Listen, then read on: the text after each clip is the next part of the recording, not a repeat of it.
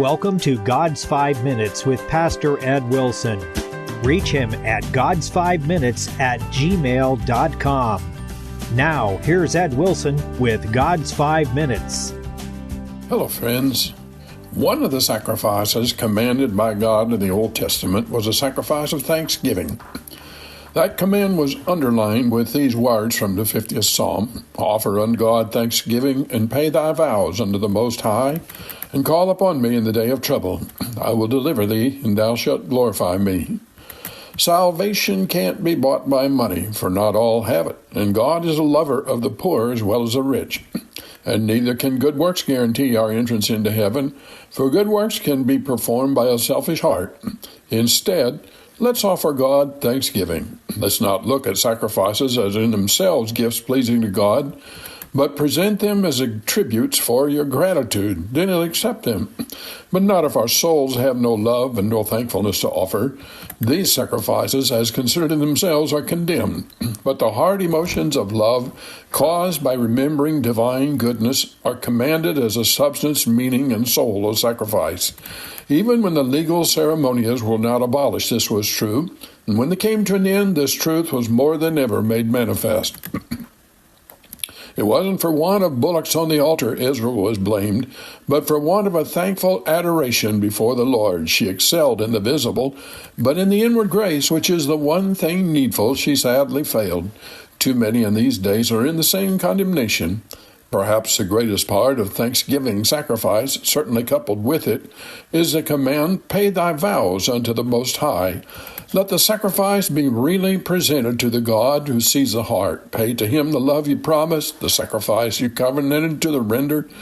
The loyalty of heart you have vowed to maintain is common and deadly for souls in some hour of desperate need to try to bargain with the Lord for deliverance and mercy, only to forget the covenant as soon as the danger is past. Those who sacrifice with grateful hearts have the promise, "And call upon me in the day of trouble." Notice how this promise is linked to the thanksgiving sacrifice. Is it an offering to ask help of heaven?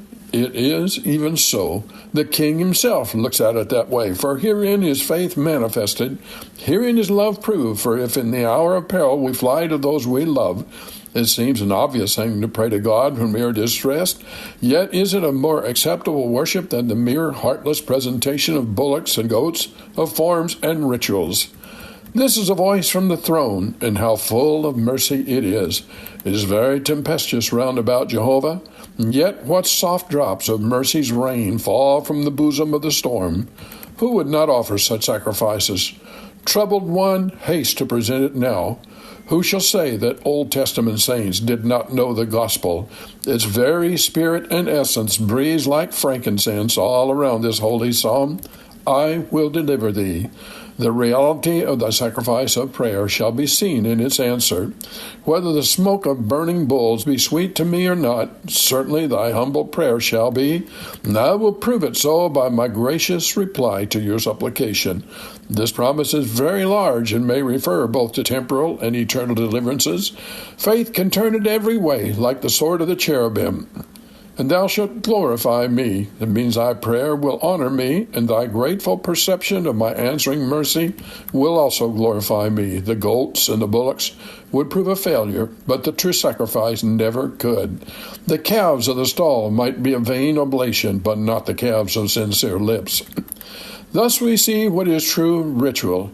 Here we read inspired rubrics. Spiritual worship is the essential matter. All else without it is rather provoking than pleasing to God. As helps to the soul, outward offerings were precious, but when people went not beyond them, even their hallowed things were profane in the view of heaven.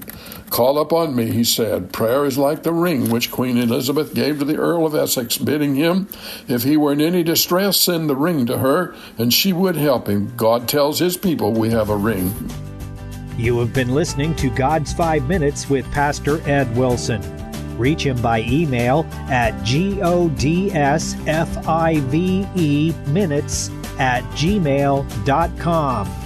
Tune in next time to hear more encouraging thoughts from God's Word on God's 5 Minutes with Pastor Ed Wilson.